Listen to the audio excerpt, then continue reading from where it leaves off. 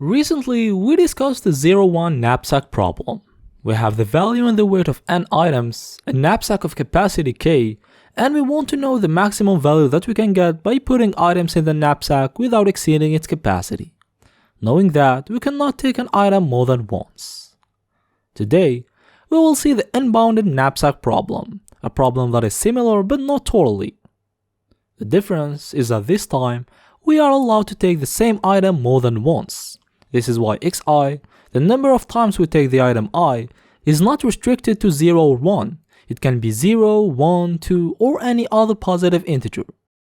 Let's have a look at the solution of 0-1 version and try to adapt it to this one. Our solution was, when being at an item I, we have the choice between taking it or not taking it. And because we don't know which choice is the right thing to do, we try both possibilities and we take the maximum. And in both cases, whether we take the item or not take it, we move to the next item to do the same thing. But in this problem, we can take an item more than once, so if we apply the same solution, it won't work because we won't have the ability to take the same item again. We're always directly going to i+1. To fix this, the idea is that when we don't take the item, we move to i+1, but when we take it, we don't increment I, to stay on the same item and have the occasion to take it again. Then again, we can choose to not take it and move to the next item, or take it a second time and stay on the same item. We keep doing that until we have no more capacity to take the item, where we have no choice except moving to the next item. This is why in the recursion tree, for the item 0 for example, we will have a branch where we take it 0 times, one where we take it once, one where we take it twice, and so on until the maximum number of times we can take it. The maximum number of times is determined by the knapsack's capacity and the weight of the item. For example, if we have a knapsack of 45 kilograms and an item of 7 kilograms, we can take at most 6 times. Then we move to the second item, same thing, either we don't take it and move to the next item, or take it and stay on the same item.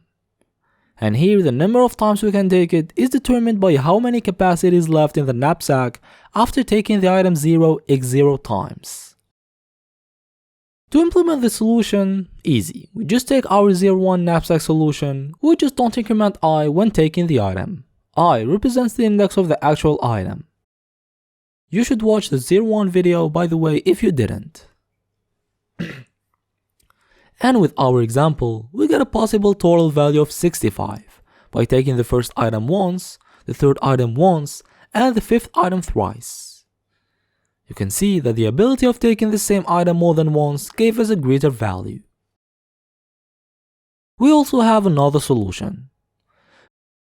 The order of items we take doesn't matter. We can take the item 0 then the item 1, or the item 1 then the item 0, same result. The important is the sum of their values. This is why it's not necessary to start by item 0, take it x0 times, then moving to item 1, take it x1 times, etc. What we can do is that each time we traverse all the items, and if an item fits in our knapsack, we take it, we subtract its weight, and we see how much value we get by making that choice. And obviously, we take the maximum among all the choices. Let's take the example we've been working with in previous videos. We initially have a capacity of 20 kilograms, and weights of items are 6, 13, 5, 10, and 3 respectively. All of them fit, so we will have 5 branches. One where we take the item 0, one where we take the item 1, and so on. And obviously, we subtract the weight of the item we took. For example, in the first branch we took the item 0, which has a weight of 6, we have 14 remaining kilograms in the knapsack. Then with 14 kilograms remaining, we traverse all items again. All of them fit, we can take the item 0 a second time, or we can take the item 1 or 2 or 3 or 4, we just don't forget to subtract. And the process continues like this until we cannot take any item because all of them exceeded the capacity. That case represents the base case. How to implement this solution? In our recursive function, now we don't need I, the index of the actual item, because at each call we traverse all the items. We only need values, weights, and k remaining capacity. Inside the function, we initialize max value to 0. 0 is the value we get when we cannot take any item anymore. Whichever items, for each item, we start by checking if we have enough capacity to take it. We check if weights of I is smaller than or equal to k. If it's the case, we check if the value we get by taking it is better than the maximum value we got so far. This is why max value becomes max between its actual value and values of I plus knapsack of k minus weights of I. Values of I to count the value of the item we took, and knapsack of k minus weights of I is a recursive call to see how much value we can get after taking the item I. We don't forget to subtract its weight from remaining capacity. After the loop, we just return max value. And as said earlier, the base case is when no item fits, the call won't perform any recursive call, it will return 0. This solution works, but let's have a look at the recursion tree. At each state, we have multiple choices to try, a reason why our solution is exponential. But if we look closer, we can notice recursive calls with the same parameters that are getting computed and computed again, uselessly. All that because we have overlapping subproblems. How to fix this with dynamic programming? For the same reason as for 0-1 knapsack, we will use memoization. Now we don't have the index I, we just have the capacity k. We have only one changing parameter. This is why a call is now identified with the value k only.